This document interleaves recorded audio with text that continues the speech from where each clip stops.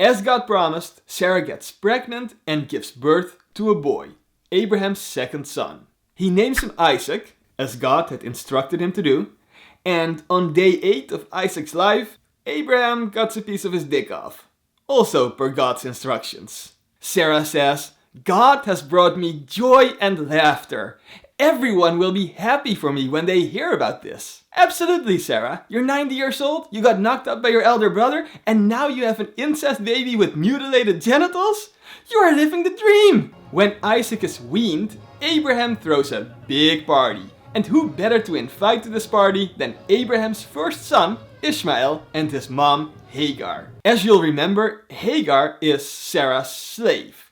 And Sarah is connected to Ishmael in like 4 ways. 1. Ishmael exists because of her. She encouraged Abraham to rape Hagar for this reason. 2. Ishmael is her husband's son. 3. Because her husband is also her brother, Ishmael is her nephew. 4. Ishmael is her son's brother. So those are 4 strong reasons for her to care about Ishmael. But there's also a list of reasons not to care. It's a shorter list, admittedly, but nonetheless worth mentioning. 1. Fuck him, he's not mine. And after careful consideration, it is this second list that ultimately carries more weight with her. So she says to Abraham, "Kick Ishmael and his slave mom out of this house and make sure he never inherits anything from us. Everything should go to my son, Isaac." Now, in Abraham's defense, he does feel sad about this.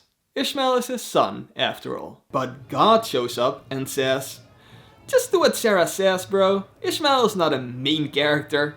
I'll give him a bunch of descendants to please you, but the ones that really matter are gonna come through Isaac."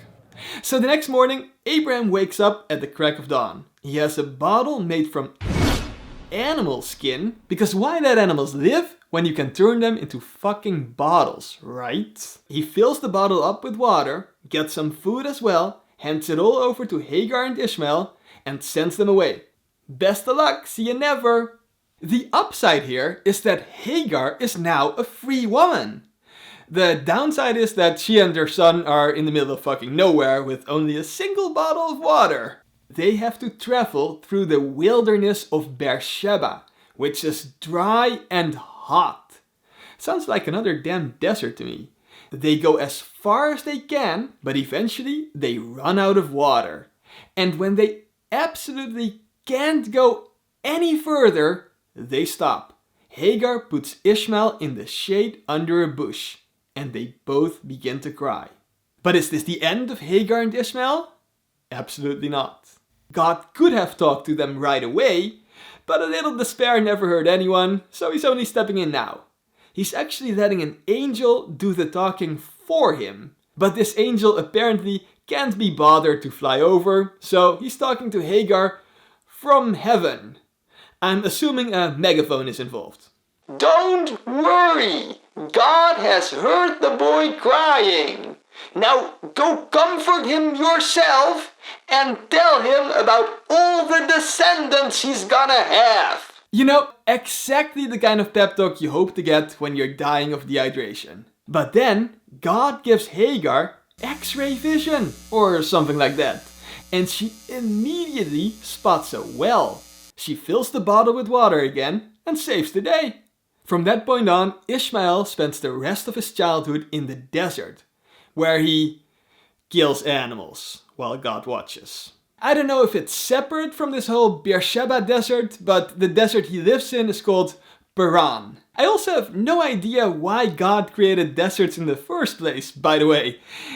Like, what's the point of that? Anyway, Hagar's Egyptian, right? And she wants Ishmael to marry an Egyptian woman. So she finds one for him. Don't ask me where, I'm as confused as you are. Now, back to Abraham. He's still living in Abimelech's kingdom, and the commander of Abimelech's army is a dude called Fickle. And it's kind of funny because Abimelech and Fickle got absolutely no leverage, but they still ask Abraham to promise in front of God that he will never deceive them or their descendants. And Abraham is just like, "Sure, I promise." Now, wells are a recurring theme in this chapter because Abraham's got a well problem as well. He apparently dug a well and then a bunch of Abimelech's servants seized it. And when he brings this up, Abimelech just plays dumb. Like, oh, I'm only hearing about it now. I don't know who did that. Like, dude, it's a well. You can move it. If you want to know who seized it, just go to the well. Neither of these brilliant men think of that though. Instead, Abraham has another plan. Animal trafficking. His solution to the fact that Abimelech stole his well is to basically buy his well back with captive animals instead of with money. This includes sheep and cows, but also 7 female lambs which he separates from their moms. As if keeping them captive isn't immoral enough. The place is subsequently dubbed Beersheba, which means well of 7 or well of the vow in Hebrew. Is this the same Beersheba as where Hagar and Ishmael almost died? Probably.